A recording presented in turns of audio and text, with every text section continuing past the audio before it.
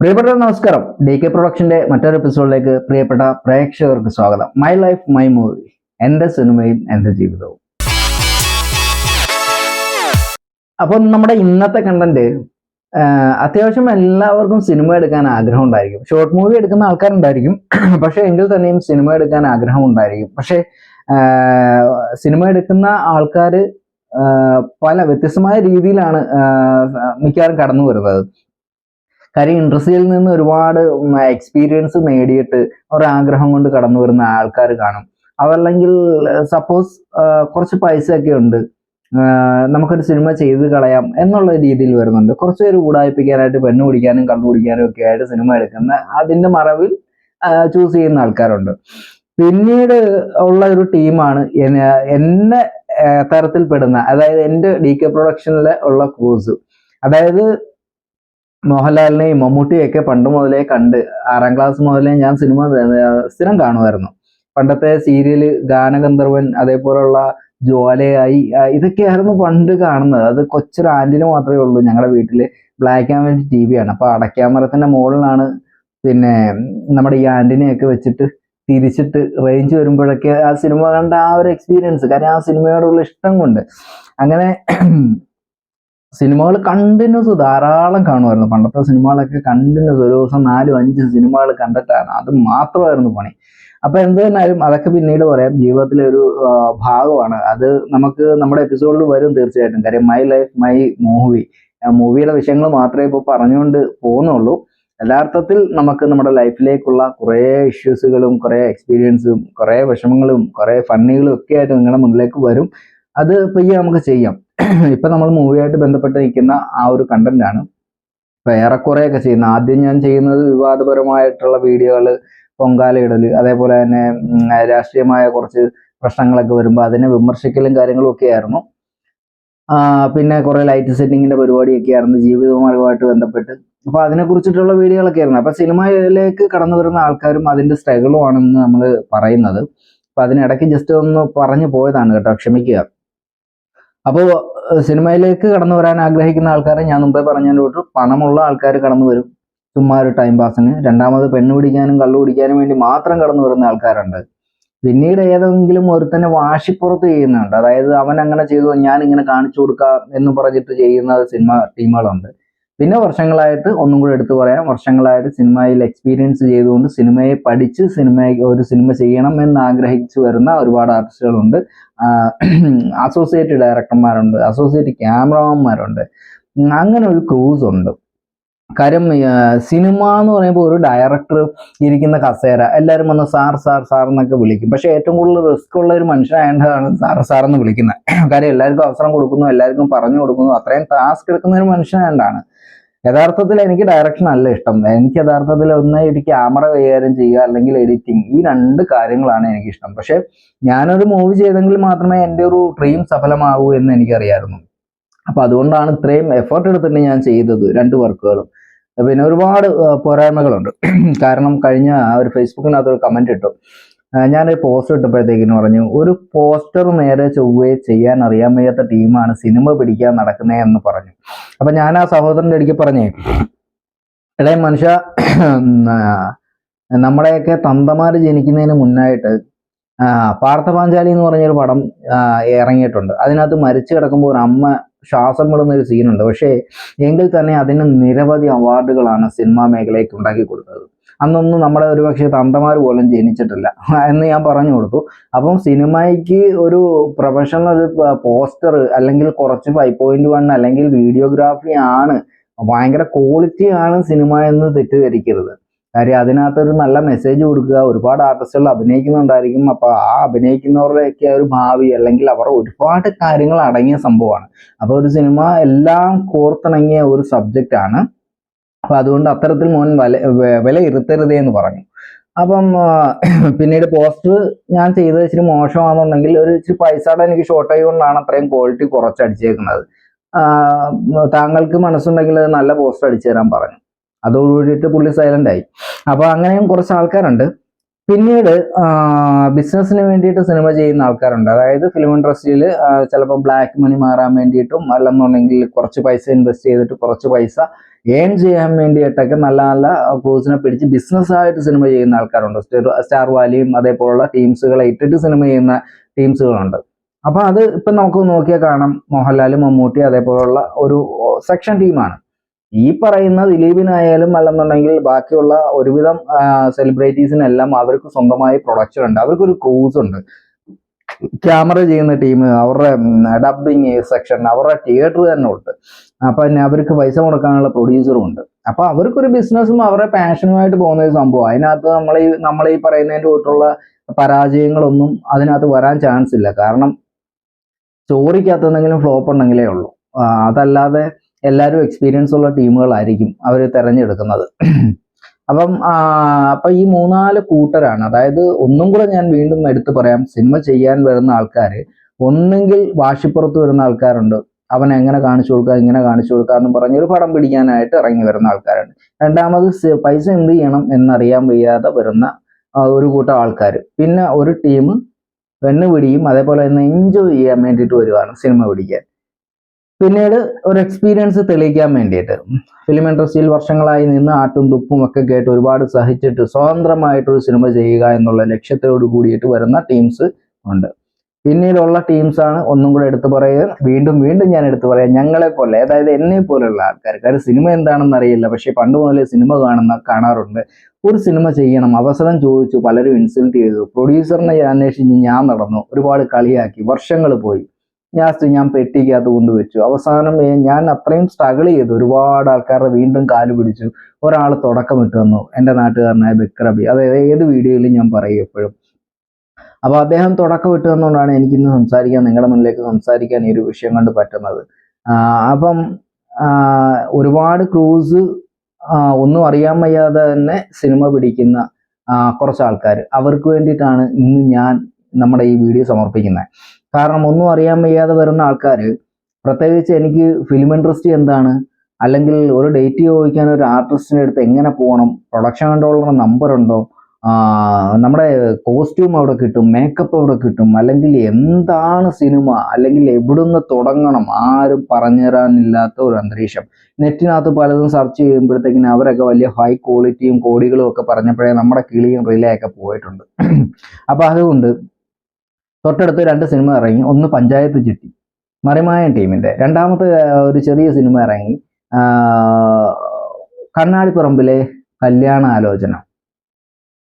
ഇവ രണ്ടും നല്ല വിജയമാണ്. കാര്യം അതിനകത്ത് വലിയ താരങ്ങളില്ല, സൂപ്പർ സ്റ്റാർ അല്ല, അല്ലെങ്കിൽ ഭയങ്കര ഹൈ ക്വാളിറ്റി അല്ല പടത്തിന്റെ വിജയം എന്ന് മനസ്സിലാക്കി തരുന്ന ഒരു കണ്ടന്റ് ആണ്. ഉദാഹരണത്തിന് പറഞ്ഞ് ഇതിനെക്കുറിച്ചിട്ട് ഞാൻ ഒരു എപ്പിസോഡ് ഇനി ചെയ്യുന്നുണ്ട്, ഇവരുടെ ഈ കണ്ടന്റ് വെച്ചിട്ട് മാത്രം. അപ്പൊ അത് നമുക്ക് അടുത്തൊരു എപ്പിസോഡിൽ സംസാരിക്കാം. അപ്പൊ എന്തായാലും സിനിമ ഇൻഡസ്ട്രിക്ക് ഒരു ചരിത്ര വിജയം ഉണ്ടാക്കി കൊടുത്ത സിനിമയാണ് ഈ പറഞ്ഞതിൻ്റെ തൊട്ട് ബാഹുബലി.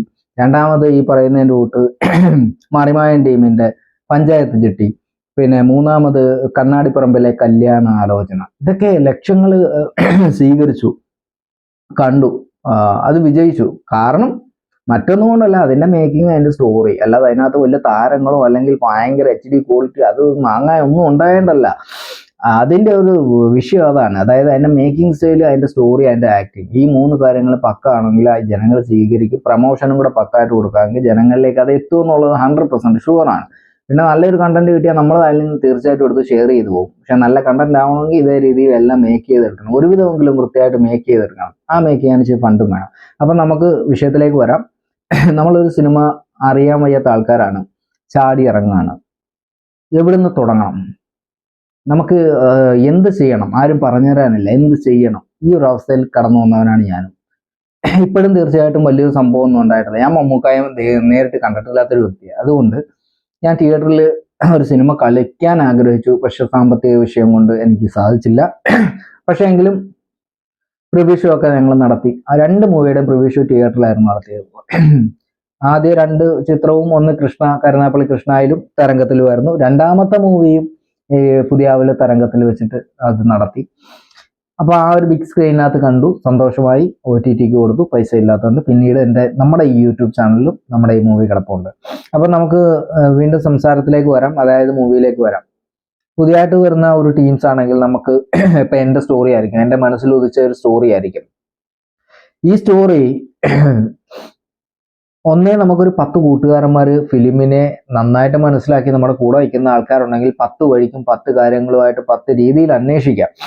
പല പല കാര്യങ്ങളും അവരുടെ ഓപ്പർച്യൂണിറ്റി അവർ തരുന്ന ഹെൽപ്പ് കൊണ്ട് നമുക്ക് നേടിയെടുക്കാം. നേരെ മറിച്ച് എനിക്ക് ആരും ഇല്ലായിരുന്നു കേട്ടോ, ഒന്ന് പറഞ്ഞു തരാൻ ലിഫ്റ്റ് അടിക്കാനും ആരുമില്ല.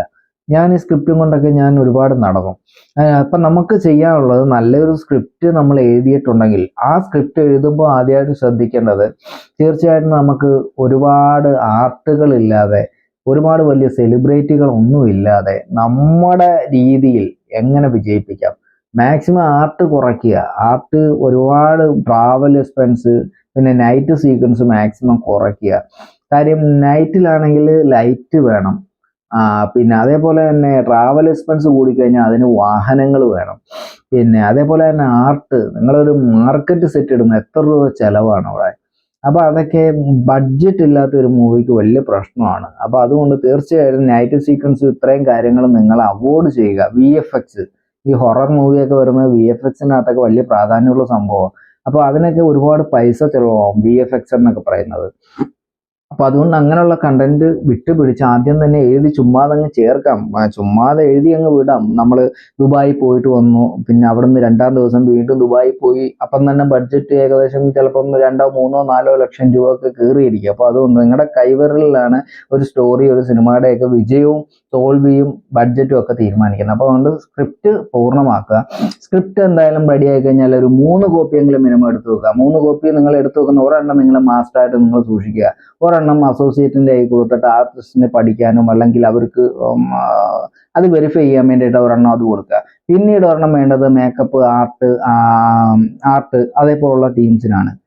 അപ്പൊ അത് തീർച്ചയായിട്ടും എഡിറ്ററിന് വരെ ഉപകാരപ്പെടും. കാര്യം ഇത്രയും കാര്യങ്ങൾ ഈ 3 സ്ക്രിപ്റ്റ് എടുത്ത് വെച്ച് ഒരെണ്ണം സ്കിപ്പായി പോയി കഴിഞ്ഞാൽ ഒരെണ്ണം ഉണ്ട്. ഇത് വെച്ചിട്ട് ഒരു എഡിറ്ററിന് സീൻ നോക്കിയിട്ട് അത് കഥ എന്താണെന്ന് വായിച്ച് മനസ്സിലാക്കിയിട്ട് ചെയ്യാം. അതേപോലെ തന്നെ ഇത് സെൻസറിന് ചെല്ലുമ്പോഴും ഈ സ്ക്രിപ്റ്റ് എന്ന് പറയുന്ന സാധനം നോക്കിയിട്ടാണ് സെൻസറിന് ഓരോ കാര്യങ്ങളും അവർ ഈ സെൻസറിന്റെ സ്ക്രിപ്റ്റ് തയ്യാറാക്കുന്നത്.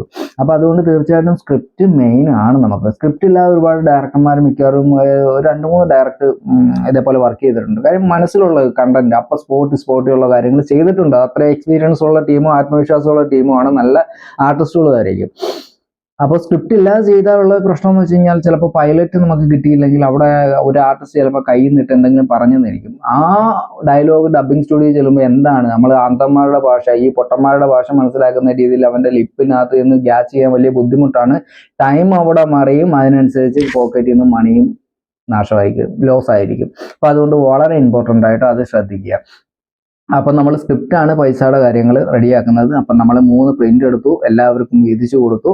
അതിനുശേഷം നമുക്ക് വേണ്ടതെന്ന് പറയുമ്പോഴത്തേക്കിന് ലൊക്കേഷൻ കറക്റ്റ് ചെയ്യുക. നമുക്ക് ദൂരെയൊന്നുമില്ല, അടുത്തടുത്തുള്ള ലൊക്കേഷൻ ഫ്രീ ആയിട്ടുള്ള ചൂസ് ചെയ്ത ലൊക്കേഷൻ എടുക്കുക. അതേപോലെ തന്നെ ആർട്ടിസ്റ്റ് മാക്സിമം നിങ്ങൾ ആർട്ടിസ്റ്റിനെ കാസ്റ്റ് ചെയ്യുമ്പോൾ പഠിക്കുക. ഒരു ആർട്ടിസ്റ്റ് നമുക്ക് ഒരു ദിവസം അഭിനയിച്ചിട്ട് ഇട്ടിട്ട് പോയി കഴിഞ്ഞാൽ നമുക്ക് അവൻ്റെ പുറകെ നടക്കാനും കൂടുതലും ഇപ്പം ഇന്നൊരു കണ്ടിന്യൂറ്റി സീന് നാളെ ഒരു 10 പേര് ചേർന്ന് ചെയ്യുന്ന ഒരു സീക്വൻസാണ്. ഇവനെ ഒരു ദിവസം ബ്രേക്ക് കൊടുത്തു കഴിഞ്ഞാൽ അവൻ പോയി കഴിഞ്ഞാൽ ഷേവിയും താടിയൊക്കെ വടിച്ച് കളഞ്ഞു കഴിഞ്ഞാൽ നമുക്ക് വള്ളിയാവും. പിന്നെ അവന്റെ രോമം വളരുന്നിടം വരെ നമ്മൾ കാത്തിരിക്കേണ്ട ഒരു ഗതികേടാവും. അല്ലെങ്കിൽ പിന്നെ അതിനനുസരിച്ചിട്ടുള്ള മെറ്റീരിയൽസ് കൊണ്ടുവന്ന് പൈസ ചെലവും കാര്യങ്ങളും ആയിരിക്കും. അപ്പൊ അതുകൊണ്ട് കാസ്റ്റ് ചെയ്യുമ്പോൾ എപ്പോഴും കോംപ്രമൈസ് പാടില്ല. ചിലപ്പോൾ ഷെയർ ഇട്ടിട്ടൊക്കെ ചെയ്യുന്ന പ്രോജക്റ്റ് ആയിരിക്കും. അപ്പൊ അതിന്റെ പേരിൽ ചിലപ്പോൾ അവൻ പിണങ്ങി പോകും, ഇറങ്ങേറാക്കുമെന്നും പറഞ്ഞ് നമ്മളങ്ങ് താഴ്ന്നു കൊടുക്കും. അതായത് കോംപ്രമൈസ് പ്രശ്നമാണ്, സിനിമയ്ക്ക് ഭയങ്കര പ്രശ്നമാണ്. കാര്യം ഒരു കഴിവില്ലാത്തവന് നമ്മൾ പൈസ മോഹിച്ചിട്ട് അവസരം കൊടുക്കുക, അവനത് പറയാൻ ഒക്കത്തില്ല, ടൈമും പോവും. ആ സിനിമയ്ക്കകത്ത് വരുമ്പോൾ നാട്ടുകാർ ഡയറക്ടറെയും കുറ്റം പറയും, അതേപോലെ ആ സിനിമയും കുറ്റം പറയും, ആ ആർട്ടിസ്റ്റിനെയും കുറ്റം പറയും. അപ്പൊ അതുകൊണ്ട് കാസ്റ്റിങ്ങിനകത്ത് മാക്സിമം എനിക്ക് കുറെ അബദ്ധങ്ങൾ പറ്റി. അതുകൊണ്ടാണ് പറയുന്നത് സുഹൃത്തുക്കളെ, വേറെ ഒന്നും കൊണ്ടല്ല. കാര്യം ഒരു സെറ്റില് ജീവനായിട്ട് നിൽക്കുന്ന ആർട്ടിസ്റ്റുകളായിരിക്കുക, അതിന്റെ ക്രൂസ് ആയിരിക്കുക. പ്രത്യേകിച്ച് ഈ ഫീൽഡിൽ വരുമ്പോഴത്തേക്കിനും ഒരുത്തൻ ഇങ്ങോട്ട് വന്ന ഒരു സീൻ അഭിനയിച്ചു കഴിഞ്ഞാൽ പിന്നെ അവൻ രാജാവാണ്. പിന്നെ അവൻ കൂടെ വന്ന ആൾക്കാരെ സ്റ്റാക്കിട്ടിട്ട് ചിലപ്പം ഡയറക്ടറിനെയും ക്യാമറാമാനെയും ഒക്കെ മലത്തിയടിക്കുന്ന ടീമായിട്ട് മാറും. എന്നാൽ ആദ്യമായിട്ടായിരിക്കും ഒരു സെറ്റ് വന്ന് ഇറങ്ങുന്നത്. അങ്ങനെയുള്ള കുറച്ച് ടീംസുകളുണ്ട്. അത് എവിടെ ചെന്നാലും ഉണ്ട്. അത് നമ്മുടെ കേരളത്തിൽ മിക്കവാറും എല്ലായിടത്തും ഇങ്ങനെ, ഈ സിനിമ അല്ല ഏതൊരു വിഷയത്തിലും അങ്ങനെ ഉണ്ട്. കൂടുതലും സിനിമയിലേക്ക് വരുമ്പോൾ അങ്ങനെ ഷോകളും കാര്യങ്ങളും ഉണ്ടാവാറുണ്ട്. പിന്നീട് നമ്മൾ നല്ലൊരു ക്യാമറാമാനെ വെക്കുക എന്നുള്ളതാണ് കാര്യം. അപ്പം സ്ക്രിപ്റ്റായി, ആർട്ടിസ്റ്റിനെ കാസ്റ്റ് ചെയ്യുന്നതായി, ലൊക്കേഷൻ എടുത്തായി, പിന്നെ അതേപോലെ തന്നെ ഫണ്ട് ഒപ്പിക്കുന്നത് ക്രൗഡ് ഫണ്ടിൽ നിങ്ങൾക്ക് ഒപ്പിക്കാം, നിങ്ങളുടെ പേഴ്സണൽ ആയിട്ടുള്ള ഫണ്ട് നിങ്ങൾക്ക് ഒപ്പിക്കാം. അപ്പം ഫണ്ടായി. പിന്നെ നിങ്ങൾക്ക് വേണ്ടത് വാഹന സൗകര്യങ്ങൾ തന്നെ, എത്ര വാഹനങ്ങൾ, പിന്നെ എവിടെയൊക്കെ ആർട്ടിന്റെ പ്രോപ്പർട്ടികൾ എവിടെയൊക്കെ ഉണ്ടെന്ന് നിങ്ങൾ മനസ്സിലാക്കുക. ആർട്ടിന്റെ പ്രോപ്പർട്ടി വാഴക്കാലയുണ്ട്, എറണാകുളത്ത് 2-3 സ്റ്റോറുണ്ട്, നിങ്ങൾ നെറ്റിൽ അടിച്ചു കൊടുത്താൽ കിട്ടും. ഷഹാസ് ബാല എന്ന് പറഞ്ഞിട്ട് ഒരാളുണ്ട്, അദ്ദേഹത്തിന്റെ പ്രൊഫഷണലായിട്ട് അവിടെ ചെന്ന ഐഡന്റിറ്റി കാർഡൊക്കെ കൊടുക്കണം. ചിലപ്പോൾ അവർ പാതി പൈസ ചോദിക്കും, കൊടുക്കേണ്ടി വരും. എന്നിട്ട് നിങ്ങൾക്ക് എടുത്തുകൊണ്ട് വന്നിട്ട് തിരിച്ച് അവിടെ തന്നെ സാധനം കൊണ്ട് കൊടുക്കണം. ഒരു ദിവസത്തേക്ക് അവർ റെന്റ് ഈടാക്കുന്നത്, പിറ്റേന്നാണെങ്കിൽ അതിന്റെ റെന്റ് വീണ്ടും ആവും. അപ്പൊ അതുകൊണ്ട് ഷൂട്ടിങ് നിങ്ങൾക്ക് തിരക്കാണെങ്കിൽ തന്നെ അവിടെ എത്തിക്കാൻ വേണ്ടിയിട്ട് മറ്റാരെങ്കിലും അത് ഏർപ്പാട് ചെയ്ത് നിർത്തുക. അതിന്റെ ടൈമൊക്കെ കണക്ക് കൂട്ടി നിങ്ങൾ നിർത്തുക. അതേപോലെ തന്നെ ലൈറ്റ് യൂണിറ്റ് നമുക്ക് വേണ്ടി വരും. Camera, light unit, art, makeup, പിന്നെ സ്പെഷ്യൽ മേക്കപ്പ് ഇടുന്ന ആൾക്കാരുണ്ട്. അതായത് ഈ മുഖമൊക്കെ മുറിഞ്ഞിരിക്കുന്നതും അല്ലെന്നുണ്ടെങ്കിൽ കഴുത്തിനകത്തൊക്കെ വെട്ടി അത് പ്രത്യേകം ക്ലേ ഒക്കെ വെച്ചിട്ട് ഒട്ടിക്കുന്ന ഒരു സംഭവമൊക്കെ ഉണ്ട്, സ്റ്റിക്കറൊക്കെ ഉണ്ട്. അതൊക്കെ സ്പെഷ്യൽ മേക്കപ്പിന്റെ എഫക്ട്സ് ടീമുകളാണ്. അവർക്കൊക്കെ അഡീഷണൽ പൈസയുമാണ്.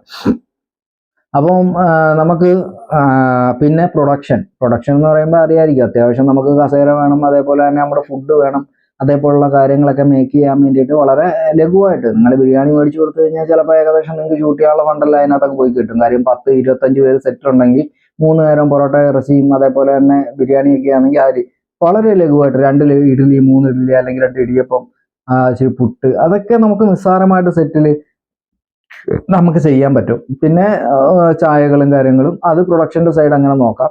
അതിനുശേഷം ഇത് കൺട്രോളറായിട്ട് ഒരാളെ നിർത്തുക എന്നുള്ളതാണ്. എന്നാൽ ചോദിക്കും, ഒരു സ്റ്റോറി റെഡിയായി, നമുക്ക് ഫണ്ട് റെഡിയായി, ഷൂട്ടിംഗ് തുടങ്ങുന്നതിന് മുൻപായിട്ട് തന്നെ പ്രൊഡക്ഷൻ കൺട്രോളറിനെയാണ് കാണേണ്ടത്. Production controller, art director, producer, ഡയറക്ടർമാരും കൂടി ഇരുന്നിട്ട് ഒരു മീറ്റ് ചെയ്യുക.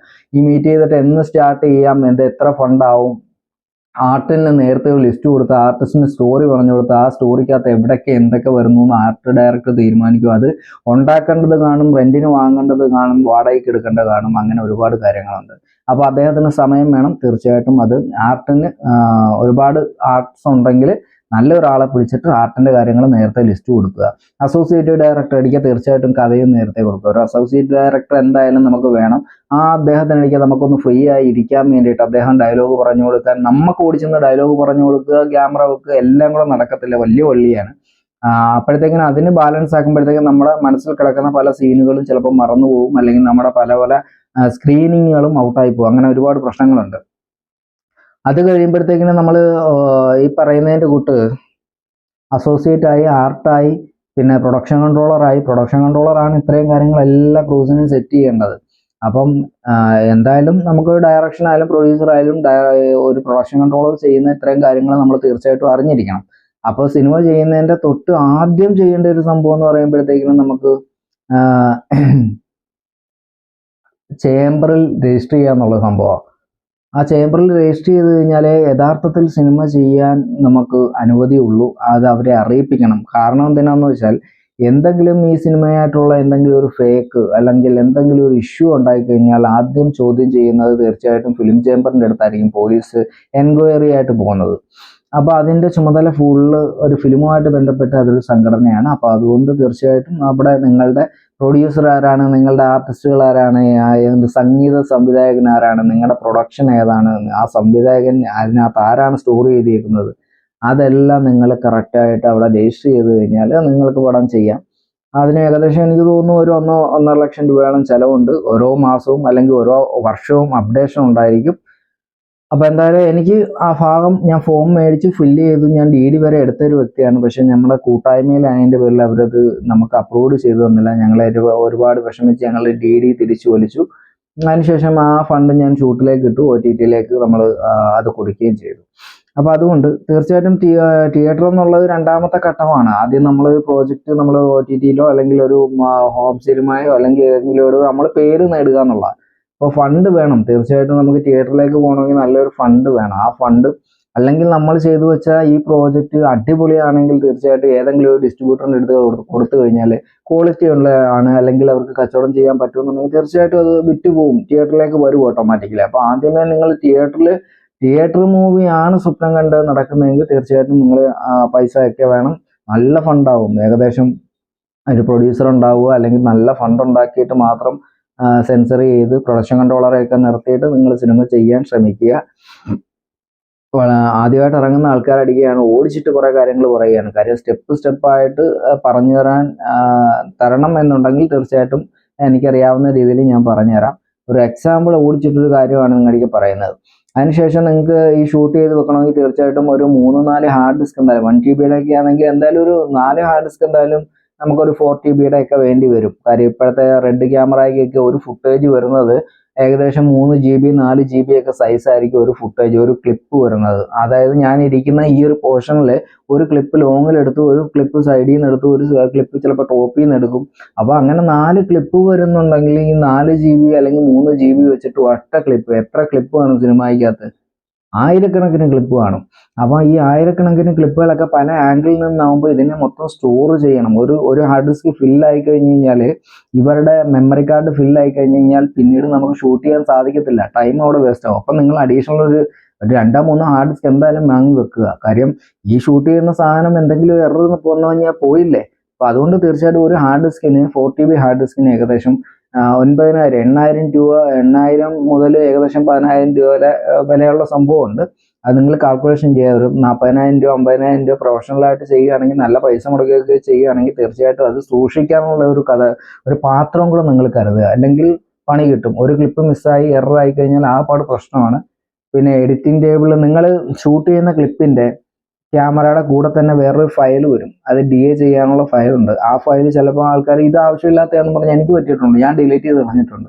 അവസാനം DA ചെയ്യാൻ ചെന്നപ്പോഴത്തേക്കിനും ആ സംഗതി ഒന്നുമില്ല. അപ്പോൾ സോഫ്റ്റ്വെയർ സപ്പോർട്ട് ചെയ്തില്ല, മെയിനായിട്ട് അതാണ്. പക്ഷേ എന്നിട്ട് നമ്മളത് വേറെ രീതിയിൽ ഔട്ട് അടിച്ച് വെച്ചേക്കുന്നുണ്ട്. നമ്മൾ കട്ട് ചെയ്തിട്ട് നമ്മൾ എഡിറ്റ് ചെയ്ത് ഔട്ട് അടിച്ചു, വേറെ കാര്യം. പക്ഷേ ജെനുവിനായിട്ട് ചെയ്യണം. തിയേറ്ററിലേക്ക് നല്ല ക്വാളിറ്റിയോട് കൂടി കൊടുക്കണമെങ്കിൽ ആ ക്യാമറയുടെ നമ്മുടെ ആ ഗ്രേഡിംഗ് ഫയൽ അതിനകത്തുണ്ട് ക്യാമറയുടെ, അത് തീർച്ചയായിട്ടും ഡിലീറ്റ് ചെയ്യാതിരിക്കുക. നിങ്ങൾ കോപ്പി ചെയ്ത് തരുന്ന സാധനം അതേപോലെ തന്നെ സൂക്ഷിക്കുക.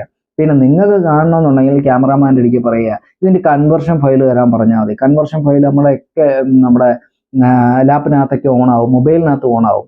പക്ഷേ ഈ റെഡ്, ആരി അതേപോലുള്ള ക്യാമറയുടെ ഫയൽ ഓൺ ആവണമെങ്കിൽ പ്രത്യേക ഒരു സോഫ്റ്റ്വെയർ ഉപയോഗിച്ച് കൺവേർട്ട് ചെയ്തെങ്കിൽ മാത്രമേ, അല്ലെങ്കിൽ ആ സോഫ്റ്റ്വെയർ അതിനകത്ത് ഉണ്ടെങ്കിൽ മാത്രമേ അത് ഓപ്പൺ ആവത്തുള്ളൂ. അപ്പോൾ അത് നമുക്ക് കാണാൻ പോലും സാധിക്കുകയുള്ളൂ. അപ്പോൾ അതും മനസ്സിലാക്കുക. സാധാ ക്യാമറയിലൊക്കെ എടുക്കുമ്പോൾ നമുക്ക് സിമ്പിളായിട്ട് നമുക്ക് ചാടി കയറി കാണാം. 4K അല്ലെങ്കിൽ HD ഒക്കെ ആയിട്ട് എടുത്താൽ സുഖമായിട്ട് കാണാം. പക്ഷേ ആര്യയുടെയും റെഡിൻ്റെയൊക്കെ ഒരു ഫുട്ടേജിന് പ്രത്യേക ഒരു ഫയലുണ്ട്. ആ ഫയലിനകത്ത് പല ഫോൾഡറായിട്ടായിരിക്കും കിടക്കുന്നത്. അപ്പോൾ അതൊക്കെ ഒരുപാട് വിഷയമുണ്ട്, അതൊക്കെ പറഞ്ഞു കഴിഞ്ഞാൽ. അപ്പം ഇന്നും നാളെയും തീരത്തില്ല ഈ സിനിമയുടെ വിഷയം പറഞ്ഞ്. അപ്പം കുറേ അബദ്ധങ്ങൾ നിങ്ങൾക്ക് പറ്റാൻ എളുപ്പമുണ്ട്. അതെല്ലാം എനിക്ക് പറ്റിയതിൻ്റെ പേരിൽ ഞാൻ എടുത്ത് കാണിക്കുകയാണ്, നിങ്ങളെ മനസ്സിലാക്കുക എന്നുള്ളതാണ്.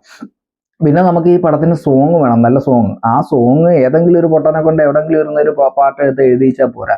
നമ്മുടെ ഈ സിനിമയ്ക്ക് അനുയോജ്യമായ സിറ്റുവേഷനിൽ ഒരു ഹാപ്പി മൂഡാണെങ്കിൽ ഹാപ്പി മൂഡ്, ആ സ്റ്റോറിയായിട്ട് പശ്ചാത്തലമുള്ള ഒരു സംഗീതം ചെയ്യുക. അത് ഹാപ്പി മൂഡാണെങ്കിൽ അത്, അല്ലെങ്കിൽ ഇമോഷണൽ ആണെങ്കിൽ അങ്ങനെ, അത് ഫണ്ണി ആണെങ്കിൽ അങ്ങനെ, ലവ് സ്റ്റോറി ആണെങ്കിൽ അങ്ങനെ വ്യത്യസ്തമായ, അല്ലെങ്കിൽ റാപ്പ് സോങ് ആണെങ്കിൽ അങ്ങനെ 4-5 വ്യത്യസ്തമായ തരത്തിലുള്ള മോഡ്. എൻ്റെ പടത്തിൽ ഏകദേശം 7 പാട്ടുകളും ഉണ്ട്. പല രീതിയിലാണ് പല ആൾക്കാരും പാടിയിട്ടുണ്ട്. പക്ഷേ പ്രൊമോഷൻ ഇല്ലാത്തതുകൊണ്ടാണോ എന്താണെന്ന് അറിയില്ല, വലിയ ക്വാളിറ്റി ഇല്ലാത്തതുകൊണ്ടാണോ എന്ന് അറിയില്ല. പക്ഷേ ജനങ്ങൾ ഇതുവരെ വലുതായിട്ട് അത് കണ്ടിട്ടുമില്ല, ഒരു പാട്ട് പോലും അങ്ങോട്ട് കയറിയിട്ടുമില്ല. പ്രസീതയുടെ പാട്ട് മാത്രമേ ഹൈലൈറ്റ് ആയിട്ടുണ്ട്. പിന്നെ ജാസിയേട്ടൻ്റെ. അപ്പം നമ്മുടെ പാട്ടിൻ്റെ സെക്ഷനും കഴിഞ്ഞു. അതിനുശേഷം നമ്മൾ ഷൂട്ടിംഗ് എല്ലാം കഴിഞ്ഞെന്ന് വെച്ചോ, എല്ലാ ആർട്ടിസ്റ്റുകളും പിരിഞ്ഞു പോയെങ്കിൽ നമുക്ക് ആദ്യം ചെയ്യേണ്ടത് നമുക്ക് നല്ലൊരു റഫ് കട്ട് ചെയ്യുന്ന ഒരു മനുഷ്യനെ കണ്ടെത്തുക എന്നുള്ളതാണ്. അതായത് പണം കൂടുതൽ മോഹിക്കാത്ത, നമ്മുടെ കൂടെ കുറച്ചെങ്കിലും സിനിമയെ ടേസ്റ്റ് ചെയ്യുന്ന ആൾക്കാരെ കണ്ടെത്തുക. അതേപോലെ ഒരു കാര്യം വിട്ടുപോയി കേട്ടോ, നമുക്ക് സ്റ്റിൽ ഫോട്ടോഗ്രാഫി മസ്റ്റാണ്. കാര്യം നിങ്ങൾ അഭിനയിക്കുന്ന ഏതെങ്കിലും, ഞാനിങ്ങനെ ഇരിക്കുന്ന ഒരു പോർഷൻ ആയിരിക്കും ചിലപ്പോൾ തിയേറ്ററിലേക്ക് അല്ലെങ്കിൽ നമ്മുടെ പോസ്റ്ററിലേക്ക് നമുക്ക് വരുന്നത്. ഈ ഒരു സന്ദർഭം ക്യാച്ച് ചെയ്യുക എന്നുള്ളതാണ്. ഈ നമ്മൾ അഭിനയിച്ചുകൊണ്ടിരിക്കുന്ന ഈ ഒരു മൂഡ്, അത് ഫോട്ടോഗ്രാഫറിനും എടുക്കുക. ആ ഒരു ഒറ്റ ഷോട്ട് എടുത്തു കഴിഞ്ഞാൽ കൂടുതൽ വെട്ടി വെക്കേണ്ട കാര്യമൊന്നുമില്ല. ആ ഒറ്റ ഫോട്ടോ മതിയായിരിക്കും ചിലപ്പം പോസ്റ്റർ ഹൈലൈറ്റ് ചെയ്യാൻ. അപ്പോൾ അതുകൊണ്ട് തീർച്ചയായിട്ടും അങ്ങനെയുള്ള മുഹൂർത്തങ്ങൾ എടുത്തു കഴിഞ്ഞാൽ തീർച്ചയായിട്ടും, അല്ലാതെ വീഡിയോയ്ക്കകത്തുനിന്നൊക്കെ നമുക്ക് എടുക്കാം, പക്ഷേ എന്നാലും പൊട്ടിപ്പോവും. കാരണം നമ്മൾ പോസ്റ്റ് ചെയ്ത് വലുതായിട്ട് ഡിസൈനൊക്കെ ചെയ്ത് സൂമൊക്കെ ചെയ്ത് വരുമ്പോൾ പൊട്ടിപ്പോവും. അപ്പോൾ അതുകൊണ്ട് 4Kക്കകത്തുനിന്ന് അത് എടുക്കുന്നതിനേക്കാളും ക്വാളിറ്റിയോടുകൂടി തന്നെ നമുക്ക് സ്റ്റിൽ ഫോട്ടോഗ്രാഫിയെ നിർത്തുക എന്നുള്ളതാണ്. അപ്പോൾ ഇതൊക്കെ ചെയ്തു നിങ്ങൾ എഡിറ്റിംഗ് ഒക്കെ ചെയ്ത് കഴിഞ്ഞാൽ പിന്നെയും നമ്മൾ ചെയ്യേണ്ടത് നല്ലൊരു റഫ് കട്ട്, വീഡിയോ എഡിറ്റ് അറിയാവുന്ന ഒരുത്തനെ വെച്ചിട്ട് നമുക്കത് സ്പോട്ടിലും ചെയ്തു പോകാം. സ്പോട്ടിൽ ചെയ്തു പോകുന്നതാണ് ഏറ്റവും നല്ലത്. കാര്യം ഒരു 4 ദിവസം നമുക്ക് റഫ് കട്ടിന് ചിലപ്പോൾ ഇരിക്കേണ്ടി വരും. പക്ഷേ മറ്റേ സ്പോട്ട് ചെയ്തു പോയി കഴിഞ്ഞാൽ എല്ലാം ഒട്ടിച്ചൊട്ടിച്ചിട്ട് വലിയ വള്ളിയൊന്നും ഇല്ലാതെ ഡയറക്റ്റ് എന്തെങ്കിലും പ്രശ്നം ഉണ്ടെങ്കിൽ തന്നെ മാറ്റി മാറ്റി നമുക്ക് ഷൂട്ട് ചെയ്ത് പോവാം. അപ്പോൾ സ്പോട്ട് എഡിറ്റിനെ നിർത്തുന്നെങ്കിൽ നിർത്താം, അതല്ലെങ്കിൽ നിങ്ങൾ സ്പോട്ട് എഡിറ്റ് റഫ് എഡിറ്റ് നിങ്ങൾ അവസാനം ഷൂട്ടൊക്കെ കഴിഞ്ഞിട്ട് നിങ്ങൾ തുടക്കം മുതൽ അവസാനം വരെ റഫ് ചെയ്യുക. ആ റഫ് ചെയ്തതിനകത്ത് തന്നെ നമ്മുടെ പൈലറ്റ് കാണും, ചിലപ്പോൾ നമ്മൾ സംസാരിച്ച വിഷയങ്ങൾ കാണും. ഈ വിഷയങ്ങൾ കേൾക്കാൻ വയ്യാത്ത പല പോർഷൻസും കാണും, അതും പ്രത്യേകം നോട്ട് ചെയ്ത് വെച്ചേക്കണം. കാര്യം ചിലപ്പം അടുത്തൊരു കാറ് പോയി പറഞ്ഞ് എന്താണെന്ന് കേൾക്കത്തില്ല, ചിലപ്പോൾ ഇച്ചിരി ലോങ് വെച്ചെടുക്കുന്ന ഒരു ഷോട്ടായിരിക്കും, അതിനകത്ത് എന്താണെന്ന് പറയുന്നത് കേൾക്കത്തില്ല. അങ്ങനെയൊക്കെയുള്ള പല പല വിഷയമുണ്ട്. അപ്പം നമ്മൾ ആ ലിപ്പ് അനക്കുന്നത് ലോങ് ഷോട്ട് ആണെങ്കിൽ ലിപ്പ് അനക്കുന്ന വലുതായിട്ട് അറിയാൻ പറ്റത്തില്ല. അപ്പം അഥവാ ഈ ആർട്ടിസ്റ്റുകൾക്ക് എന്തെങ്കിലും തെറ്റിക്കഴിഞ്ഞാൽ നിങ്ങൾ ഫ്രണ്ട് വെച്ചെടുക്കാൻ പറ്റുന്ന ഒരു കാരണവശാലും ഈ ആർട്ടിസ്റ്റ് റെഡി ആവുന്നില്ലെങ്കിൽ നേരെ എന്ത് ചെയ്യുക, ഈ ക്യാമറ എടുത്തിട്ട് നേരെ ബാക്ക് സൈഡ് വന്നു കഴിഞ്ഞാൽ ഈ ബാക്ക് വെച്ച് നമുക്ക് അങ്ങോട്ട് എടുക്കാം. എൻ്റെ സിനിമയിൽ ഏകദേശം ഒരു 4-5 ഭാഗത്ത് ഞാനിത് ഉപയോഗിച്ചിട്ടുണ്ട്. കാര്യം തീരെ ഗതികെട്ടിട്ട് ഒരു 10 പ്രാവശ്യം പറഞ്ഞാലും മനസ്സിലാവുന്നില്ല. അവരെ കുറ്റം പറഞ്ഞിട്ട് കാര്യമില്ല. കാര്യം ചിലരങ്ങനെയാണ്, ടെൻഷനും വിഷമവും രോഗവും ഒക്കെ കാരണം ഉണ്ടാവും, ആഗ്രഹം കൊണ്ട് ഇറങ്ങുന്നതാണ്. പക്ഷെ നമ്മൾ അവരെ ഇൻസൾട്ട് ചെയ്യാതെ ചേർത്ത് പിടിച്ചിട്ടുണ്ട്. അപ്പം നമുക്ക് ഈ റഫ് കട്ട് ചെയ്ത സാധനം വെച്ചിട്ടാണ് പിന്നെ നമുക്ക് ഇതിനെ ഡബ് ചെയ്യേണ്ടത്. ഈ റഫ് ചെയ്ത് ഒന്ന് ഫൈനലാക്കി നിർത്തിയിട്ട് ഈ സാധനത്തിനെ നമ്മൾ ഡബിങ്ങിൽ വിട്ട് അവർ അഭിനയിക്കുന്ന എല്ലാ സീക്വൻസും കൊച്ചു പിള്ളേരുടെ ആയാലും മുതിർന്നവരുടെ ആയാലും എല്ലാം നമ്മൾ സ്റ്റുഡിയോയിൽ പോയിട്ട് വലിയ മോണിറ്റർ നോക്കിയിട്ട് ഒന്നേ ആർട്ടിസ്റ്റിനെ വിളിച്ചിട്ട്, അല്ലെങ്കിൽ നല്ല സൗണ്ട് ആണെങ്കിൽ നമ്മുടെ അഭിനയിച്ച ആർട്ടിസ്റ്റിനെ വിളിച്ചിട്ട് തന്നെ നമുക്ക് ഡബ് ചെയ്യിക്കാം. പിന്നെ ഡബിങ്ങിലെ പ്രത്യേകം ശ്രദ്ധിക്കേണ്ട ഒരു കാര്യം എന്ന് പറയുമ്പോൾ ഒരു എഫക്ട്സും നിങ്ങൾ സ്റ്റുഡിയോയിൽ ഇടാൻ പറയരുത്. പലരും എഫക്ട്സ് വലിച്ചു വാരിയിടും. നോർമൽ ഈ സാധനം നിങ്ങൾ ചെയ്തെടുത്താൽ മതി തൽക്കാലം. അതിനുശേഷം എനിക്ക് 2-3 പ്രാവശ്യം ഡിലേ ഒക്കെ ഇട്ട് തന്നു, അത് വള്ളിയായതുകൊണ്ടാണ് ഞാൻ പറഞ്ഞത്. നോർമലി ഉള്ള സബ്ജക്റ്റ് നോയ്സ് ഇല്ലാതെ നിങ്ങൾ ആ സാധനം എടുത്താൽ മതി. പക്ഷേ ശ്രദ്ധിക്കേണ്ട ഒരു കാര്യം, നിങ്ങളുടെ ഡബിങ് ആൾക്കാർ കേൾക്കുമ്പോൾ പഞ്ചുള്ളതാവും. നിങ്ങളുടെ വർക്കിന്റെ ക്വാളിറ്റി എന്ന് പറയുമ്പോൾ നിങ്ങളുടെ സംഭാഷണത്തിലാണ്. ആ സംഭാഷണം ഇപ്പോൾ ഒരു വലിയൊരാൾ ഇങ്ങോട്ട് വന്ന് അമ്മേ എന്ന് വിളിച്ചു കഴിഞ്ഞാൽ അത് പോയി.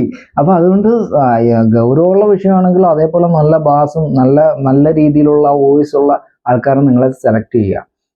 പിന്നെ സ്ത്രീ ആണെങ്കിൽ നല്ല ക്യൂട്ടായിട്ടുള്ള സാധനം, അല്ലെങ്കിൽ ഒരു കുട്ടിയാണെങ്കിൽ ആ കുട്ടിയുടെ ക്യൂട്ടായിട്ടുള്ള സൗണ്ട് കൊടുക്കുക. അത് ഒരു പടത്തിനെ സംബന്ധിച്ചിടത്തോളം ഷോർട്ട് മൂവി ആയിക്കോട്ടെ എന്തായിക്കോട്ടെ ഏറ്റവും ഹൈലൈറ്റ് ഉള്ള വിഷയമാണ് ഡബിങ്. ഇത് കഴിഞ്ഞാൽ നമുക്ക് പിന്നീട് പോകേണ്ടത് VFX ഒക്കെ ഉണ്ടെങ്കിൽ VFXനെ കുറിച്ചൊന്നും പറയാതിരിക്കും. VFX ഒക്കെ ഒരു മേഖലയാണ്. കാര്യം നിങ്ങൾക്ക് സ്റ്റണ്ടൊക്കെ ഉണ്ടെന്നുണ്ടെങ്കിൽ തീർച്ചയായിട്ടും നമ്മുടെ റോപ്പൊക്കെ കട്ട് ചെയ്യും. കെട്ടി തൂക്കി അടിക്കുന്നതും ബാക്ക്ഗ്രൗണ്ടിൽ പച്ച ഇട്ടേക്കുന്നതും ഒരാൾ തെറിച്ചു പോകുന്നതും ഒക്കെ നമുക്ക് റോപ്പൊക്കെ മായ്ക്കാൻ വേണ്ടി കൊടുക്കുന്ന ഒരു ചടങ്ങുണ്ട്. അത് നല്ല പ്രോസസ്സാണ്, നല്ല പൈസയുമാണ്. അപ്പോൾ അത് മാക്സിമം അങ്ങനെയുള്ള കാര്യങ്ങൾ ഒഴിവാക്കാൻ ശ്രമിക്കുക. കൊച്ചു പടങ്ങളൊക്കെ ആണെങ്കിൽ. വലിയ പടമാണെങ്കിൽ നിങ്ങളുടെ ഇഷ്ടം. എന്തായാലും VFX ചെയ്യാൻ തന്നെ കുറേ കാര്യങ്ങൾ പഠിക്കണം, അതൊരു വലിയ വിഷയമാണ്. അപ്പോൾ ഇതൊക്കെ ഉണ്ട് എന്ന് പറഞ്ഞാൽ പോവുക ഞാനിപ്പോൾ തൽക്കാലം. പിന്നെ ഒരു സ്റ്റണ്ട് നല്ല രീതിയിൽ മേക്ക് ചെയ്യണമെങ്കിൽ, നമ്മുടെ മൂവിക്കിടയ്ക്ക് ഒരു സ്റ്റണ്ട് ഉണ്ടെങ്കിൽ തന്നെ നല്ല രീതിയിൽ മേക്ക് ചെയ്യണമെങ്കിൽ എന്തായാലും 1,00,000 രൂപ ഇല്ലാതെ ഒരു സ്റ്റണ്ട് മാസ്റ്ററെ വിളിച്ചിട്ട് നമുക്ക് 1,00,000 രൂപയെങ്കിലും മിനിമം ചിലവാണ് നല്ല രീതിയിൽ ഒരു സെറ്റൊക്കെ ആയിട്ട് നമുക്ക് ചെയ്യണമെങ്കിൽ. കാര്യം ഒരു 10 ഉറിയാണെങ്കിലും അടിച്ചു പൊട്ടിക്കണം. അല്ലെന്നുണ്ടെങ്കിൽ ഈ ഒരു റോപ്പ് അല്ലെങ്കിൽ ഒരു ക്രൈം വിളിച്ചിട്ട് കെട്ടി തൂക്കുന്ന പോർഷൻസ്, അങ്ങനെ കുറേ കാര്യങ്ങൾ അതിനകത്തുണ്ട്. അതിനെക്കുറിച്ച് പറയാതിരിക്കുന്നതാണ് നല്ലത്. അപ്പോൾ അതും നമ്മുടെ ഈ ഗൗരവപരമായ ഒരു വിഷയമാണ് സ്റ്റണ്ട് എന്നുള്ളത്. പിന്നെ നമ്മുടെ ലൊക്കേഷൻ പെർമിഷൻ പ്രൊഡക്ഷൻ കൺട്രോളറാണ് നോക്കേണ്ടത്.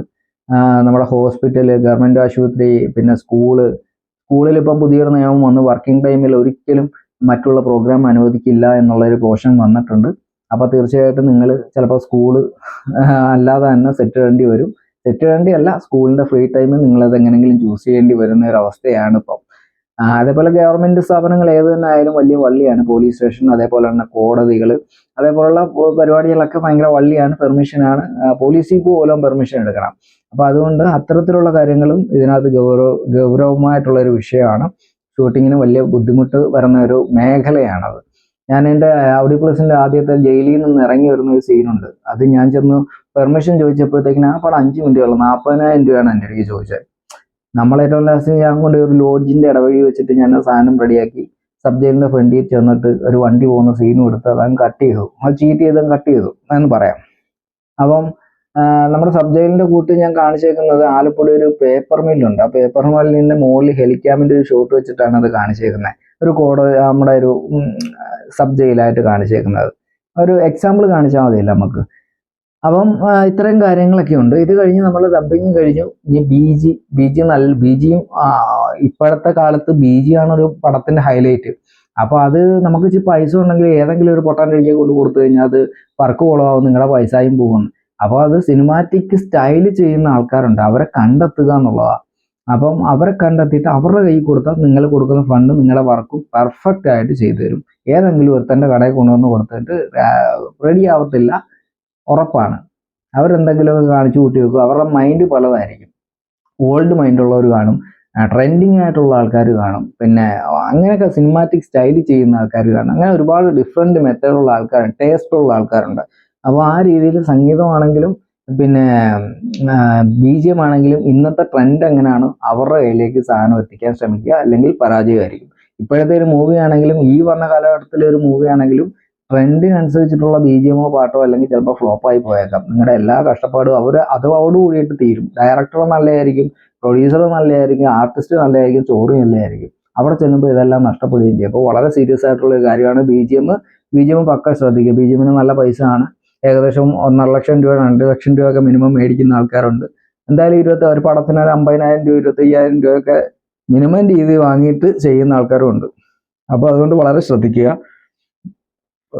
പിന്നെ BGM കഴിഞ്ഞ് കഴിയുമ്പോൾ പിന്നെ നമുക്ക് ഫോളി നേരത്തെയും ചെയ്യാം, BGMന് മുന്നേ ചെയ്യാം, BGM കഴിഞ്ഞിട്ട് ചെയ്യാം. എന്തായാലും ഫോളിയും ഇതിനകത്തൊരു ഘടകമാണ്. ഫോളി നെറ്റിൽ നിന്ന് ഡൗൺലോഡ് ചെയ്ത് കോപ്പിറൈറ്റ് ഇല്ലാത്ത സാധനം എടുക്കുന്ന ആൾക്കാരുണ്ട്. അതേപോലെ തന്നെ ഡയറക്റ്റ് വന്നിരുന്നിട്ട് ഓരോ ഉപകരണം ഉപയോഗിച്ചിട്ട് ഇപ്പം നമ്മൾ ഇപ്പം എന്തായാലും ഇവിടെ ഒരു ചായ ഉണ്ട്, ഈ ചായ ജസ്റ്റ് ഇങ്ങനെ വെക്കുന്ന ഒരു സൗണ്ട് ആണെങ്കിലും അത് അവിടെ മേക്ക് ചെയ്തിട്ട് മൈക്കിനകത്ത് അവർ മേക്ക് ചെയ്തിട്ട് ഇപ്പോൾ കൈയടിക്കുന്നു, അതും ഉണ്ടാക്കി എടുത്തിട്ട് സിനിമയിൽ ഇടുന്ന 1.5 മണിക്കൂർ വരുന്ന ഒരു സംഭവമാണ്. 2 കൈകൊട്ടാണെങ്കിലും അവിടെ വേണം, അല്ലെങ്കിൽ വെറുതെ കൈകൊട്ടുന്നതായിട്ട് മാത്രമേ കാണുള്ളൂ. അപ്പോൾ അതുകൊണ്ട് ഒരു ഒറിജിനാലിറ്റിക്ക് വേണ്ടിയിട്ട് തീർച്ചയായിട്ടും ഫോളി എന്ന് പറയുന്ന എഫക്റ്റും തീർച്ചയായിട്ടും അതിനകത്ത് മൂവിക്ക് വേണ്ട ഒരു സബ്ജക്റ്റാണ്. ഇത് കഴിഞ്ഞ് കഴിഞ്ഞാൽ തീർച്ചയായിട്ടും നമുക്ക് ഒരു ഫൈനൽ മിക്സിലേക്ക് അല്ല കളറിങ്ങിലേക്ക് പോവാം. നമുക്ക് ഈ കളറിങ് അത്യാവശ്യം നമ്മുടെ സിനിമയ്ക്ക് എല്ലാം ഒരു ടോണായിരിക്കും, ഒറ്റ ടോണിലായിരിക്കും പോയേക്കുന്നത്.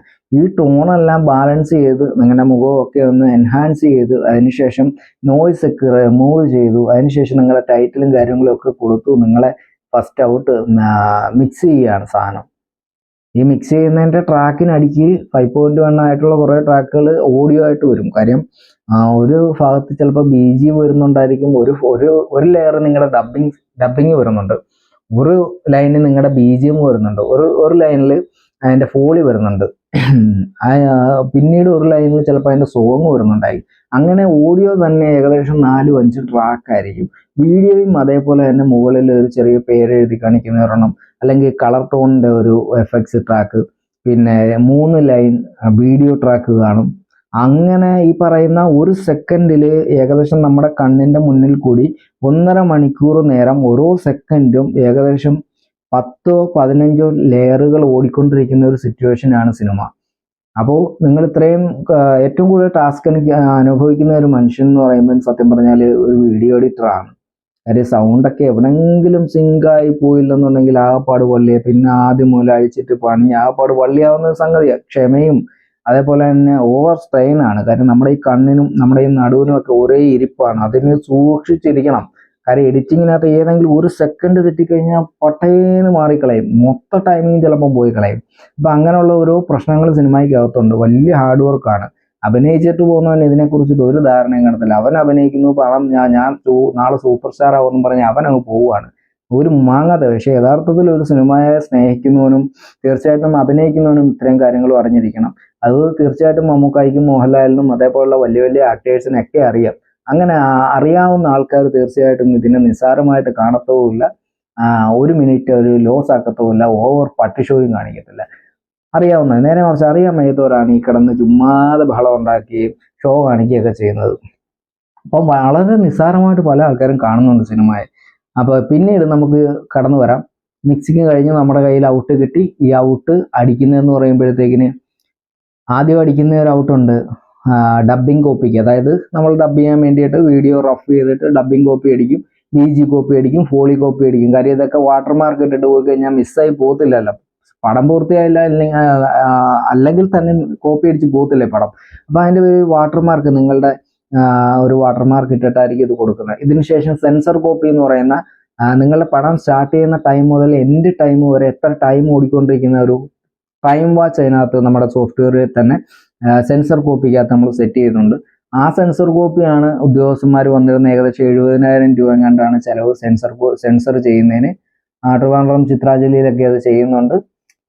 സ്ക്രിപ്റ്റ് കൊടുക്കണം, അതേപോലെ തന്നെ അതിൻ്റെ കുറേ റൂൾസ് ആൻഡ് കണ്ടീഷൻസ് ഉണ്ട്. കാര്യം ഞാനത് പറയാൻ വിട്ടുപോയി, സെൻസറിനകത്ത് കട്ടായി പോകുന്ന ഭാഗങ്ങൾ, പെണ്ണുങ്ങളെ കൂടുതൽ ആക്രമിക്കുന്ന സംഗതികൾ, ഹെൽമെറ്റ്, പിന്നെ ബ്ലീഡിങ് ആവുന്ന സംഗതികൾ, അതായത് മനുഷ്യനെ കില്ല് ചെയ്യുമ്പോൾ ഉണ്ടാവുന്ന കുറേ കാര്യങ്ങൾ, രാഷ്ട്രീയക്കാരന് എതിരെ പ്രവർത്തിക്കുന്ന സംഗതികൾ, അങ്ങനെ പിന്നെ അതേപോലെ തന്നെ സ്മഗ്ലിംഗ് ഒക്കെ, ഓവർ അഡൽട്ട് കണ്ടന്റ്, ഇങ്ങനെയുള്ള കേസുകെട്ട്, പിന്നെ ആനിമൽസ്, കുഞ്ഞുങ്ങളെ ഉപദ്രവിക്കുന്നത്, ആനിമൽസ്, ഇതെല്ലാം സെൻസർ നിങ്ങൾ ഷൂട്ട് ചെയ്തിട്ടുണ്ടെങ്കിൽ തീർച്ചയായിട്ടും അത് കട്ട് ചെയ്ത് കളയും.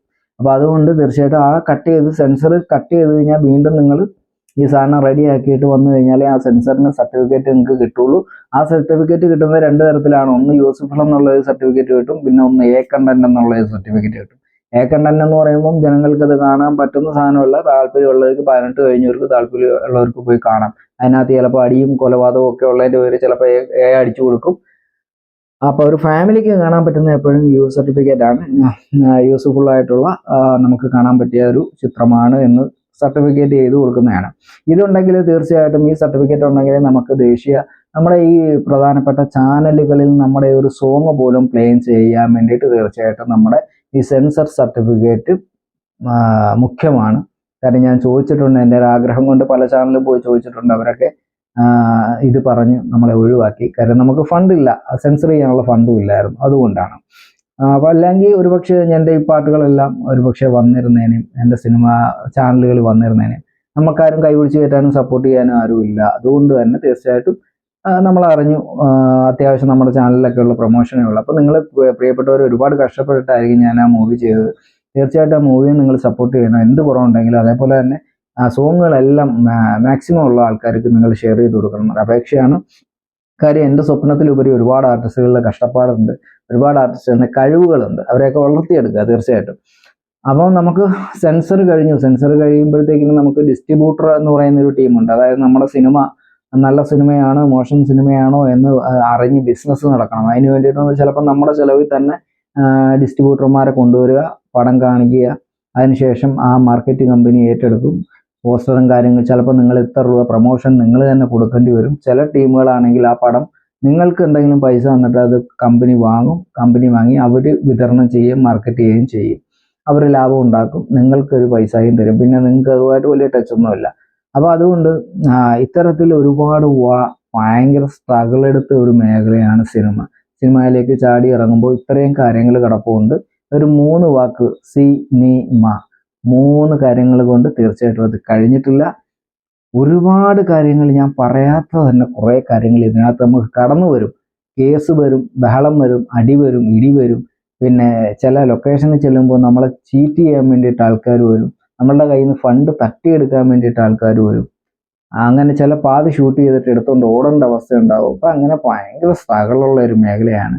അപ്പോൾ അതുകൊണ്ട് ആർട്ടിസ്റ്റുകളെ നിർത്തുമ്പോഴും ഒരു 10 സീൻ അഭിനയിച്ചിട്ട് കണ്ടിന്യൂറ്റി വേഷം കൊടുക്കുകയാണെങ്കിൽ തീർച്ചയായിട്ടും നന്നായിട്ട് അറിയാവുന്നവർക്ക് കൊടുക്കുക. അല്ലെങ്കിൽ ഒരു സീൻ അഭിനയിച്ച് അവൻ പോയി കഴിഞ്ഞാൽ നിങ്ങളുടെ സാമ്പത്തികവും നിങ്ങളുടെ സമയമൊക്കെ നഷ്ടമാണ്, നിങ്ങൾക്ക് ഭ്രാന്ത് പിടിക്കും. അപ്പോൾ അതുകൊണ്ട് തീർച്ചയായിട്ടും അപ്പോൾ ഈ പുതിയതായിട്ട് സിനിമയിലേക്ക് ഇറങ്ങുന്ന ആർട്ടിസ്റ്റുകൾക്ക് എൻ്റെ അനുഭവത്തിലുള്ള കുറച്ച് കാര്യങ്ങൾ മാത്രമാണ് ഞാൻ പങ്കുവെച്ചത്.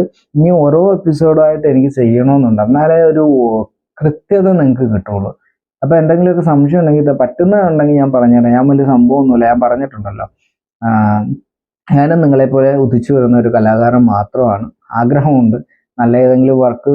സിനിമ എന്ന് പറയുമ്പം ഞാൻ ഒരു കാര്യം കൂടെ പറയാം, സിനിമ എന്ന് പറയുമ്പോൾ ഞാനോ എൻ്റെ ആർട്ടിസ്റ്റുകളോ അല്ലെങ്കിൽ നല്ലൊരു സ്റ്റോറിയോ വിചാരിച്ചൊന്നും നടക്കില്ല. അതിനുള്ള പണവും അതിനുള്ള ടൈമും അതിനുള്ള സിറ്റുവേഷനും ഒരു ലൊക്കേഷൻ വരെ പ്രാധാന്യമാണ്. അപ്പോൾ എല്ലാ കാര്യങ്ങളും കൂടെ ഈക്വലായിട്ട് വന്നെങ്കിൽ മാത്രമേ ഒരു സിനിമ സക്സസ് ആവുള്ളൂ. അപ്പോൾ തീർച്ചയായിട്ടും അതിനുവേണ്ടി പ്രാർത്ഥിക്കുക, അതിനു വേണ്ടിയിട്ട് മാക്സിമം പരിശ്രമിക്കുക. നിങ്ങൾ ഏത് സെറ്റിൽ ചെന്നാലും നിങ്ങൾ ആ സെറ്റിനും ആ ടീമുകൾക്കും ഒരു അനുഗ്രഹമായി മാറട്ടെ.